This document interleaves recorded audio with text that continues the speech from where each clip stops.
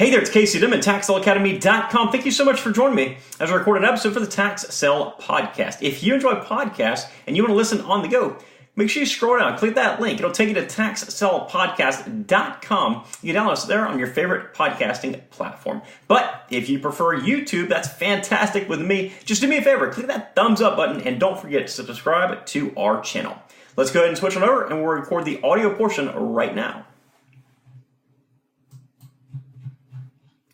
Welcome to the Tax Sale Podcast, where tax sale investing is made easy. My name is Casey Dimon. I'm a tax sale veteran. I'm the author of the Tax Sale Playbook, founder of the Tax Sale Academy, the leading tax sale expert and trainer, and I'm your host right here on the Tax Sale Podcast. Thank you so much for joining me on today's podcast. This podcast is provided completely free to help teach you about investing in tax-sheltered real estate, and it's made possible through and because of the Tax Sale Academy. If you're looking to learn more about investing in tax-sheltered real estate in a comprehensive, step-by-step basis, head on over to TaxSaleAcademy.com and click on Join. Again, that's TaxSaleAcademy.com. Just click on Join. On last week's episode, we talked about designing your business to fit your goals, your lifestyle, and the general idea of what you see yourself doing day in and day out. We discussed how some of my students want to go into an office every single day from 8 to 5 because they need that structure for their business. We also discussed how others want to invest while they're on vacation or sitting poolside. And then I have other students who invest from as far away as Hong Kong, for example, on the other side of the world. It's a fantastic episode that I've been receiving lots of positive feedback about. So if you haven't yet taken the time to listen to it, please take a few moments to listen to it before you listen to today's episode. So a major part of being able to properly design your business to fit the way that you see it operating is the systems that you must implement. Whether you care about consciously designing your business or not, although I think you should, of course, it's incredibly important that you have proper systems in place. Now, perhaps it's being naive or maybe just not knowing where to begin, but many new investors tend to just float from one thing to another. They'll research a list, and when they research that list, they'll look at the photos. They'll go from one shiny property to the next shiny property. They'll do just a little bit of due diligence. Maybe they'll go to an auction, and while they're at that auction, that's when they decide what they're going to bid on and how much they're going to spend on it. And then maybe they'll look out and get a piece of property. And then they try to figure out, how the heck am I supposed to sell this property now, right? Now, all this is not only inefficient and very costly, but it will drive you out of this business prematurely.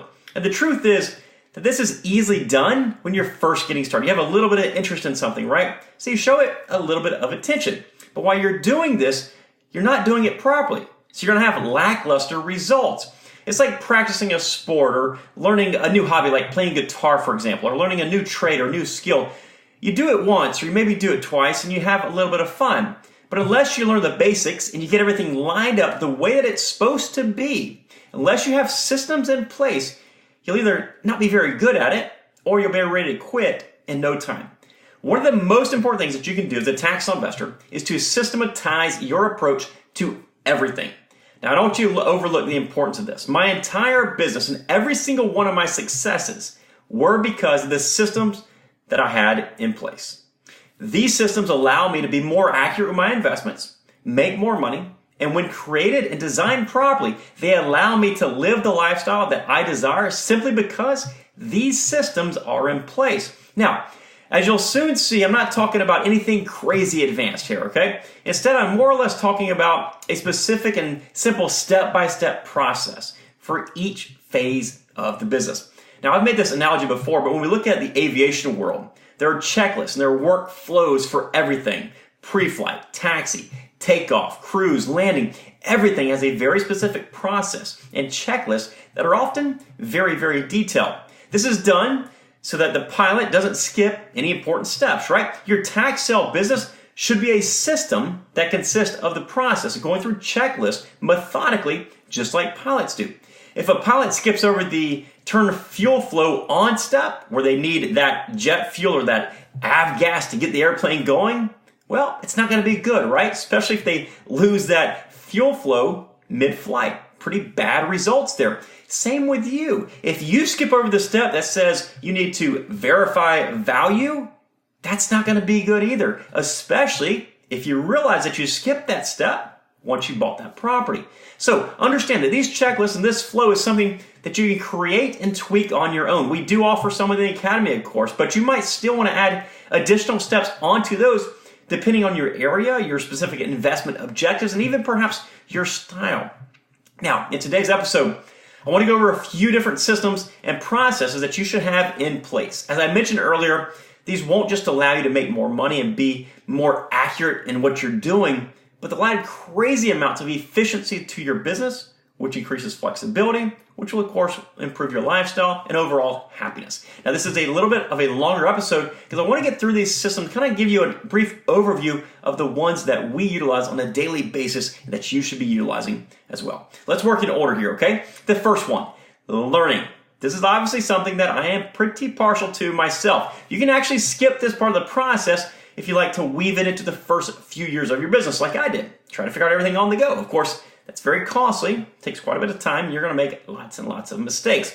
On that same token, I don't recommend bouncing from one place to the next place, trying to get bits of information from here, and try to fill in all the pieces within your knowledge gap. Now, in an effort not to sound like a sales pitch, I'm going to try to be very brief on this step, on this part of the system, okay? But my suggestion is to get training that is designed to be step by step. Don't learn over here some and then over here some and a little bit more over here. That's like going to med school and only taking half of the classes that are required. The issue is that you probably don't know what you don't yet know. There's going to be many knowledge gaps if you take that approach. Get step-by-step training. All right, next one. After you go through the learning process, that you know what you're looking for now and the areas that you want to invest in, it's time to take a look at the auction list. One of the first things that many new investors do is they head straight for the auction list. Then they start scrolling down that list. Most of them are unsure what they're looking for, and they're even more unsure about what they're even reading in the first place, right? Regardless, that list excites them. It's the part of the business that shows the available inventory, represents the opportunity to make money. It's exciting. It's intriguing. My favorites are the ones that have the photos. And many new investors, they're going to head straight to those photos, look at those shiny properties, the ones that really excite them, right? But what I suggest is that go ahead, scan that list, but do it quickly. Then you start your process for actually reviewing that tax sale list methodically. Start before you even look at the properties on that list. Can I attend that auction? What's the date? Where's it at? What are the special terms? What's the deposit required? How can I pay for this property? Where's it at? Any other requirements? That kind of stuff, right? Then scroll through the properties. Can I afford to invest here? How many properties are offered in my budget? How many properties are offered at all? Is the quantity worthwhile? What's the variety of areas? What's the subdivisions like, right? Are there any commonalities amongst all the properties that stick out? Are they all in the exact same place, for example? Then review those properties, right? Now, we're going to talk about research in just 1 second, but what I want you to do is go through that auction list initially in a very, very step-by-step methodical manner. So, research. This obviously ties in very, very closely with reviewing your tax sale list. Here's what I suggest. As you begin to research your tax sale list, you need to develop a spreadsheet of some sort. On this spreadsheet, you can work left to right or top to bottom. The first factor is going to be the most important factor to you. And then as you go down that list, you're essentially filtering out properties every step of the way. So let's say the first one is labeled in budget ? Can you afford it, right? If the answer is no, it's time to move on to the next property. If your answer is yes, then it's time to go to the next question. And maybe that next question is labeled, is it landlocked? If yes, move on to the next property, right? If no, keep going down that list with your research. The idea here is to work as efficiently as possible. You don't want to spend hours and hours diving into a property, knowing every single detail about it, only to find out that it wasn't even in your budget in the first place. Now, it's impossible for me to sit here and tell you every single thing that you need to research. That's one of the primary reasons that I have the Tax Sale Academy course, and we go over step by step on what you need to research. But what you should do is gather everything that is required for due diligence based on your investment objectives, okay? And then put those into a spreadsheet and mark them down in the order of importance. Go all the way down that list until at the very bottom, you should have a concentration of good properties that you want to invest in with thorough due diligence already completed, and you're ready to pull the trigger. And this takes us to a next step of the process, auction preparation. I can always tell who the beginners are at an auction. They're the ones who show up unprepared. They're often late. Sometimes they don't have their IDs that are required for registration. They'll forget deposits. They'll have binders and binders full of information, or they won't have a single piece of paper at all. They aren't organized. They usually bid emotionally. They often leave perplexed, or they leave in a very bad situation after they bought something they shouldn't have bought. To this day, I have a step-by-step process that I go through to prepare myself for every single auction. There are many things on this list, many things in this process, but here are a few things to consider. By the time you're at the auction, you simply need to know what you're going to bid on and your maximum bid amount. In order to do this, I organize in a spreadsheet that I take with me. It includes the property number or the particular number that's assigned to that listing. So for example, if it's the first property that's auctioned off that day, it might have the number, lot number 1 to be sold, okay? Besides that, I also include the parcel number. I include the legal description just in case they read it aloud so I can match everything up. I include a few words as notes about the property in case I'm curious. But most importantly, I include my maximum bid amount set in bold, and I don't go over it. That's it. Now, I prepare this well ahead of time. I punch 3 holes in it. I put it into a 3-ring binder that allows me to have something to write on, something hard. It also gives me privacy just in case somebody sits directly next to me or somebody wants to come talk to me. I can simply fold my binder open and nobody knows my maximum bid amounts. Now, also on that checklist, we'll include things like deposit information, which might mean a trip to the bank a few days ahead of time. Now, all this stuff, once I compile everything I need for that auction, it's going to be sitting right next to my door with my car keys on top of it, and also to include like IDs, pins, maybe some cash, that kind of stuff. Then I go and I grab it on the way to the auction. The worst place to be unprepared is at the auction when they're selling the very property that you came to buy. So be prepared for that auction. Now, how about a system for the auction itself? I can't tell you how many times I've seen people bid on the wrong property, hundreds and hundreds of times. I've also seen numerous people that come for one property. They'll sit there for 3 hours, not pay a whole lot of attention. They'll go get something out of the vending machine, and guess what? The property that they came there for is sold while they're getting a Snickers in the hallway. Now, I have a system that I follow pretty closely, and depending on the venue, the county, and the number of properties, I might arrive early. I'll get a strategic seat. I'll mark off every single property as they're sold. I'll track bid amounts and who the bidders are for future research if necessary. I'll have the properties that I win, and I'll mark those, and I'll circle them as I win them. I'll total them up, both the quantity of properties I win as well as the cost. I am constantly making notes, and I'm very, very aware of what's going on in that room. The auction itself is not a time to sit back and relax. It's a time for focus. The next one is your post-purchase system.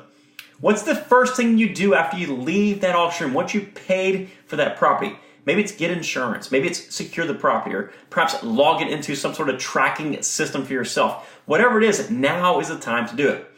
I gotta be honest with you, there were points in my career where I was buying so many properties and I was so unprepared post-purchase, I would actually have properties I would buy that I didn't even realize I owned those properties until a couple years later when I started getting tax foreclosure notices against myself, right? So you must have systems in place. It's very easy to lose track of either what properties you own or how long it's been since you purchased them, what you have in those properties, that kind of stuff. Track every single detail about your properties, all right? It's easy to lose track. Focus on doing this also in a set time period. So say maybe within 48 hours or 3 days or 1 week of buying properties, you will have everything logged, all the immediate post-purchase stuff taken care of as soon as possible. Then the last one, of course, is your selling system, right? If you do it correctly and you build your buyer's list as we teach, and you have a correct marketing process lined out like you should, this will be the easy one, guys. Put yourself into a selling timeline. Clean up, pricing, photos, descriptions, sign, email, phone calls, price adjustment, remarket, whatever your process and your order is, maybe you should put it into some sort of scheduling app. It's a very, very easy way to keep you on track. There are lots of these apps that are available online. Just search scheduling app, okay? Or marketing app or marketing timelines. There are all sorts of different results out there. But develop some sort of system that you can follow. On this date, I do this. And then a week rolls around, I do this. I do this. I do this. Have a very, very set timeline that you can follow. So there it is, guys.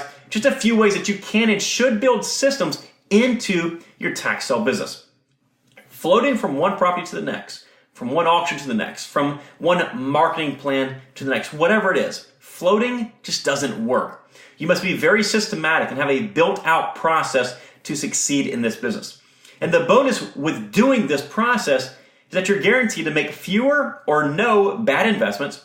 You're going to make more money, but most importantly, you're going to have the flexibility to live the life you desire with the lifestyle you desire. If you have these set systems in place, it's not a scramble last minute. It's not a sit here confused trying to figure out what to do. It's just a matter of following that process. And it's very, very easy to do if you have it in place from day number one.